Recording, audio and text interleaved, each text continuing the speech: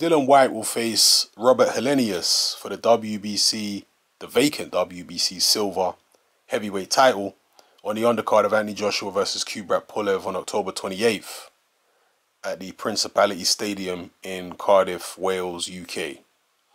This is a fight which Eddie Hearn tried to make a few weeks ago and Helenius apparently turned down. That's when Hearn started wandering around looking for other opponents for Dillian Whyte, talking about the likes of Jarrell Miller, Dominic Breazeale, and the response from most people was they preferred those fights over the Robert Helenius fight, particularly for whatever reason the Breazeale fight. You know, there's a lot of people that like the Miller fight, but judging by the comment section on my channel, when I did a video about Whyte versus Breazeale, that fight really took people, took their imagination, captured their imagination. They really liked the Dillian Whyte Dominic Breazeale fight. Maybe because Breazeale was coming off a spectacular slugfest against a previously unbeaten Izu Agono. Maybe that was still stuck in their minds and they thought, yeah, let's get that guy in with Dillian Whyte. That's a good fight. So yeah, people would have preferred those fights, but they didn't happen. So we're back to Helenius for the WBC silver. This will be, I believe, some kind of eliminator. So the winner is going to be elevated significantly in the rankings. I don't yet know what's going on with Luis Ortiz and his WBC ranking after failing this test. So we have to find out what's going to happen there. But Whyte could potentially be elevated to number 2 or number 1 in the WBC rankings if he wins this fight. Because obviously you got Wilder facing Stavern. I'm not sure where Pulev is in the WBC rankings, but his ranking will be affected by the Joshua fight, what happens there. And then, as I say, Ortiz, we don't know what's going on with him. So potentially Whyte could be elevated to number 1. That's not the same as mandatory. That's just the number 1 position. Then you normally fight another contender to become mandatory, unless your name's Berman Stavern, and then somehow you become mandatory without even fighting any eliminators. But that's a subject for another video. Anyway, Whyte versus Helenius, it's not a terrible fight. Some people are kind of moaning and groaning like, oh God, Helenius is rubbish and whatever. Helenius is a very, very big puncher, I can tell you that. He hits very hard. He's limited, no question about it. He's changed his style over the years, actually, Robert Helenius. He used to be a lot more robotic, and he's not exactly Muhammad Ali right now, but he used to be more robotic than he is now.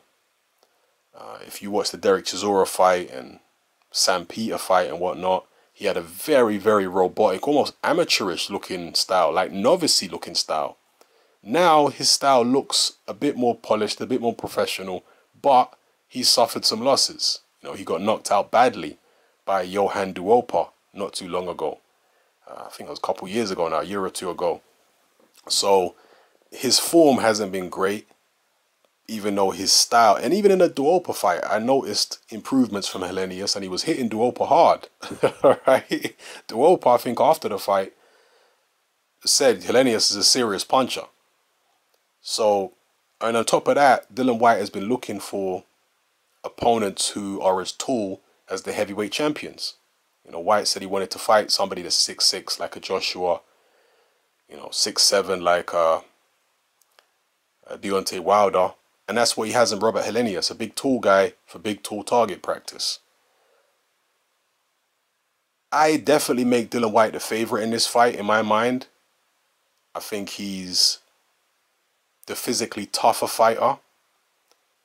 He's been, he hasn't, well, yeah, he fought Malcolm Tan not too long ago, so I'm not sure who's been more active, if Helenius has been fighting, but certainly Dillian Whyte has been involved in higher level fights against better quality opposition in recent times, more so than Robert Helenius. So that should stand him in good stead.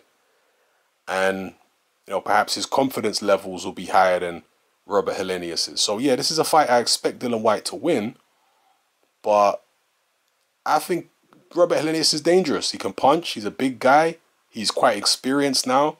So I wouldn't totally dismiss his chances. It will certainly be a lot better than the Malcolm Tan fight, that's for sure. Helenius, I do believe, will come with some ambition. Because if he wins this fight, if he pulls off an upset here, he gets the opportunity to potentially fight for the WBC heavyweight title. And Helenius has never fought for a world title before, just like Dillian Whyte.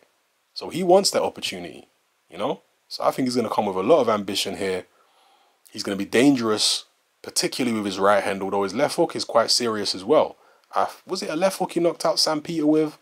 I can't remember now, but I think it may have been a left hook. I think he might have hurt Chisora as well with a left hook, or was it a right hand? I'd have to go back and watch that fight again, but still, he definitely hurt Chisora in the first round. Knocked Sam Peter out. So the guy's got power there. Dillian Whyte's going to have to be careful, you know. So, yeah, I don't think it's a bad fight. It's just not as intriguing as Brazil or Jarrell Miller would have been. That's my personal views on it. Drop your views in the comment section below. Let me know how you feel. I mean, at the end of the day, people like 50-50 fights. And a lot of people saw Brazil versus Whyte as 50-50. Whyte versus Helenius, not many people see it as 50-50, including myself. I don't see it as a 50-50 fight. I see it as a fight that Dillian Whyte should win. You know, I see Dillian Whyte as like maybe a 65-35, 70-30 favorite, something like that, you know. So I don't totally dismiss Helenius' chances because he can punch. Yeah, and he will be coming with some ambition. Let me know how you feel, people. It's Hatman, I'm out.